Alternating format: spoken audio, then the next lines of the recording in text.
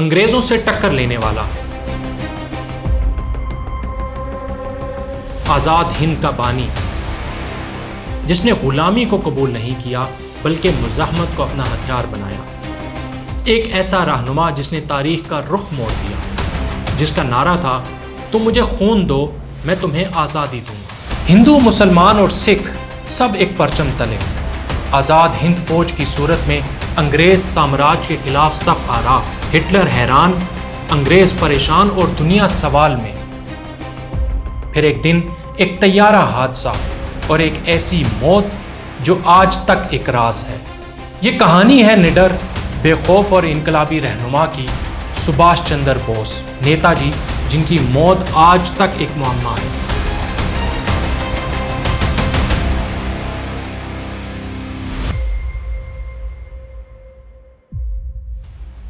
برِ صغیر پر انگریزوں کے قبضے کے خلاف ہزاروں آزادی پسندوں نے تشدد سہا، جیلیں کاٹیں اور اپنی گردنیں کٹوائیں۔ جنگ آزادی کے انہی دلیر لوگوں میں سے ایک نام سبھاش چندر بوس کا بھی ہے، جنہیں لوگ نیتا جی کے نام سے جانتے ہیں۔ نیتا جی نے گاندھی کے برعکس انگریز راج کے خلاف مسلح جدوجہد کی اور آزاد ہند فوج کے نام سے ایک فائٹر دستہ بنایا۔ دوستو، ان کا نعرہ تھا تم مجھے خون دو میں تمہیں آزادی دوں گا۔ ہندو، مسلمان اور تمام مذاہب کے لوگوں نے جوگ در جوگ چندر بوس کی مہم میں حصہ لیا۔ پھر چندر بوس نے جو کہا وہ کر دکھایا۔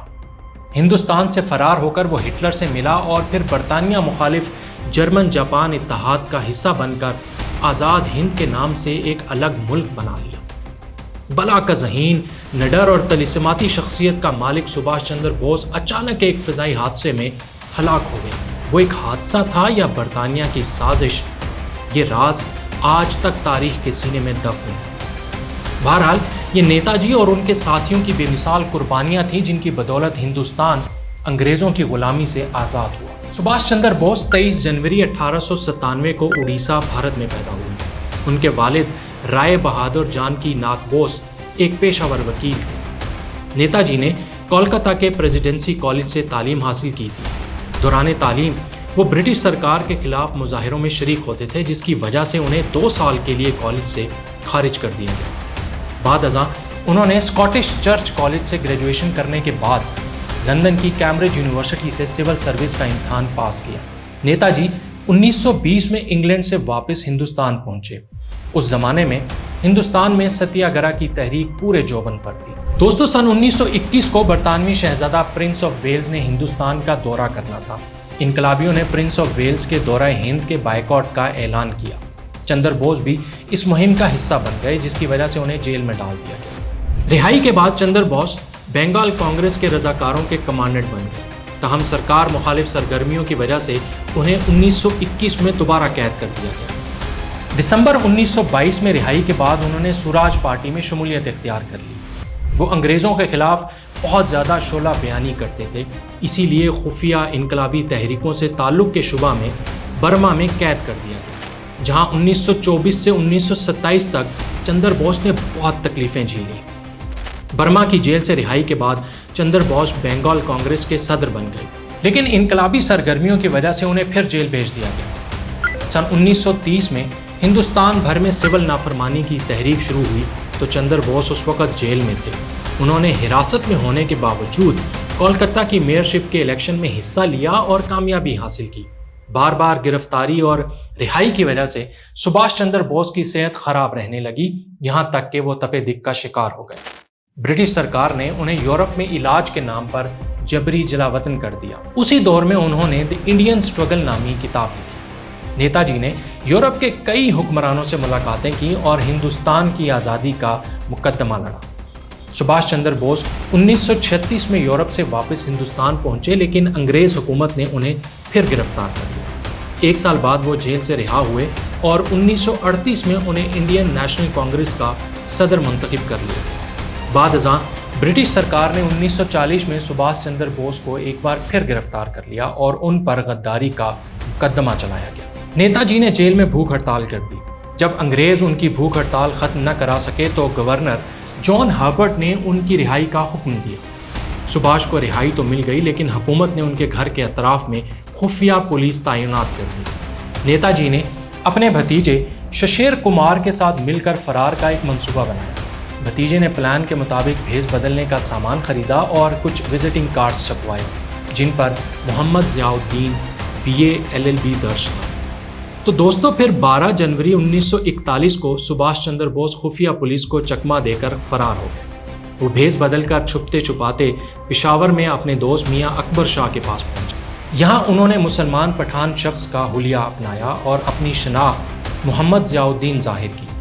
پھر ایک دوست کی مدد سے سبھاش چندر بوس پشاور کے راستے کابل فرار ہو گئے۔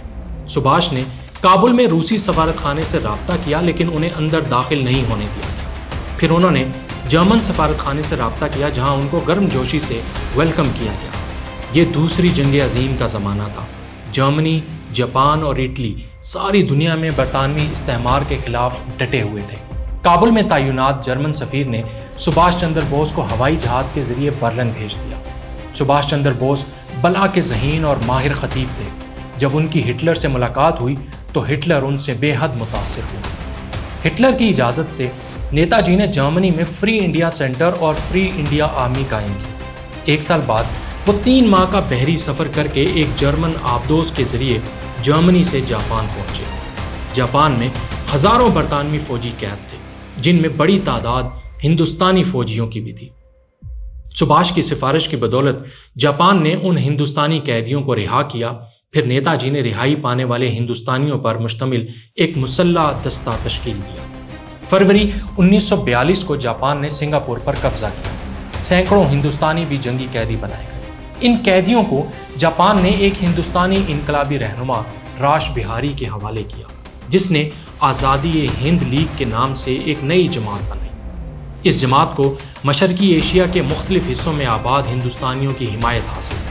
بعد ازاں راش بہاری نے ستمبر 1942 کو تقریباً 50,000 ہندوستانیوں پر مشتمل آزاد ہند فوج کی تشکیل دی۔ آزاد ہند فوج میں فائٹر خواتین کی ایک خصوصی ریجمنٹ بنائی گئی تھی جس کا نام رانی جھانسی ریجمنٹ تھا۔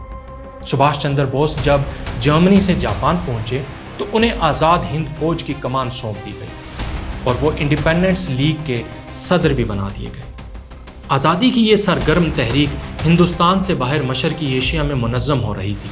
پھر 21 اکتوبر 1943 کو سبھاش چندر بوس اور ان کے ساتھیوں نے آزاد ہند کے نام سے ایک نئے ملک کے قیام کا اعلان کر دیا۔ جاپان نے نکوبار اور انڈیمان کے جزائر آزاد ہند حکومت کے حوالے کر دیے۔ پھر نیتا جی نے آزاد ہند کے وزیر اعظم کی حیثیت سے حلف اٹھایا۔ اگلے روز 22 اکتوبر 1943 کو جرمنی، جاپان اور برما نے آزاد ہند حکومت کو تسلیم کر لیا، جس کے بعد آزاد ہند حکومت نے برطانیہ اور امریکہ کے خلاف اعلان جنگ کر دیا۔ جنوری 1944 کو سبھاش چندر بوس نے آزاد ہند آرمی کا ہیڈ کوارٹر سنگاپور سے رنگون، جو اب برما کہلاتا ہے، میں منتقل کر دیا تاکہ وہاں سے ہندوستان کی سرحد پر حملہ کر کے انگریزوں کو مزہ چکھایا جائے۔ 4 فروری 1944 کو آزاد ہند فوج نے برما کی سرحد پر پہلی مرتبہ ہندوستان پر حملہ کیا اور پھر جنگ شروع ہو گئی۔ آزاد ہند فوج بہت جاں بازی سے لڑی جس کی وجہ سے برٹش انڈین فوج کے پاؤں اکھڑ گئے اور سبھاش کے سپاہی ہندوستان کے اندر داخل ہو گئے۔ آزاد ہند فوج نے آسام پر قبضہ کر لیا اور 19 مارچ 1944 کو اپنا جھنڈا لہرا دیا۔ یہ دوسری جنگ عظیم کا زمانہ تھا۔ بدقسمتی دیکھیے کہ جاپان اور جرمنی جو آزاد ہند حکومت کو سپورٹ کر رہے تھے انہیں برطانیہ اور امریکہ کے ہاتھوں شکست ہونے لگی۔ چنانچہ سبھاش چندر بوس کی فوج کی امداد بھی بند ہو گئی۔ نیتا جی کے سپاہی 4 ماہ برما اور آسام کے محاذ پر ڈٹے رہے لیکن کمک نہ ملنے کی وجہ سے آخرکار انہیں پسپائی اختیار کرنا پڑی۔ انگریزوں نے بھی حملے تیز کر دیے اور آگے بڑھتے ہوئے آزاد ہند فوج کے ہیڈ کوارٹر رنگون پر بھی قبضہ کر لیا۔ خوش قسمتی سے سبھاش چندر بوس اپنے چند ساتھیوں کے ہمراہ رنگون سے فرار ہو کر تائیوان پہنچ گئے تاکہ وہاں سے جاپان پہنچ سکے۔ دوسری جانب امریکہ نے 6 اگست 1945 کو جاپان کے شہر ناگاساکی اور 9 اگست کو ہیروشیما پر ایٹم بم برسا دیا، جس سے ان دونوں شہروں میں قیامت برپا ہو گئی۔ ناچار جاپان کو ہتھیار ڈالنا پڑے۔ سبھاش چندر بوس اپنے ساتھیوں کے ہمراہ تائیوان ایئرپورٹ پر ایک جہاز میں سوار ہوتے ہیں۔ طیارے نے اڑان بھری لیکن پر اسرار طور پر حادثے کا شکار ہو گیا اور سبھاش چندر بوس اور ان کے ساتھی جاں بحق ہو گئے۔ نیتا جی کی ہلاکت کی خبر جب ہندوستان پہنچی تو لوگوں نے اسے سچ ماننے سے انکار کر دیا۔ بہت سے لوگوں کا یہ ماننا تھا کہ نیتا جی زندہ ہیں اور بھیس بدل کر کہیں روپوش ہیں اور ایک دن اچانک آزادی کا پرچم لہراتے ہوئے منظر عام پر آئیں گے، لیکن ایسا کبھی نہ ہوا۔ نیتا جی کے طیارے کے ساتھ کیا ہوا اور وہ زندہ رہے یا ہلاک ہو گئے تھے، یہ بات آج تک ایک راز ہے۔ پھر نومبر 1945 کو آزاد ہند فوج کے گرفتار سپاہیوں کو ہندوستان لایا گیا اور برٹش سرکار نے ان کے خلاف مقدمات چلائے۔ منشی عبد القدیر کی کتاب تاریخ آزاد ہند فوج کے مطابق ان جنگی قیدیوں میں جنرل شاہ نواز خان، کیپٹن پی کے سہگل اور لیفٹیننٹ جی ایس ڈھلوں کے نام سر فہرست تھے۔ ملزمان کی پیروی کرنے کے لیے کانگریس نے 9 مشہور ہندوستانی وکیلوں پر مشتمل ایک ڈیفنس کمیٹی قائم کی، جس میں جواہر لال نہرو، سر تیج بہادر سکرو، بھولا بھائی دیسائی، کیلاش ناتھ کاٹجو، بدری داس، آصف علی، کنور سر دلیپ سنگھ، بخشی سر ٹیک چند اور پی کے این شامل تھے۔ سبھاش چندر بوس کے جاں بازوں کو سخت سزائیں سنائی گئیں، جس کے بعد ہندوستان بھر میں انگریز راج کے خلاف شدید احتجاج شروع ہو گیا۔ نتیجتاً انگریز commander in chief general Claude نے آزاد ہند کے جاں بازوں کی رہائی کا حکم دے دیا۔ گاندھی کے برعکس سبھاش چندر بوس نے ہندوستان کی آزادی کے لیے کسی بھی طرح سے کمپرومائز نہیں کیا۔ ان کا ایک ہی مطالبہ تھا، انگریز ہندوستان سے اپنا قبضہ ختم کرے۔ اسی جدوجہد میں اس عظیم انقلابی رہنما نے موت کو بھی اپنے گلے لگا دیا اور تاریخ میں امر ہو گیا۔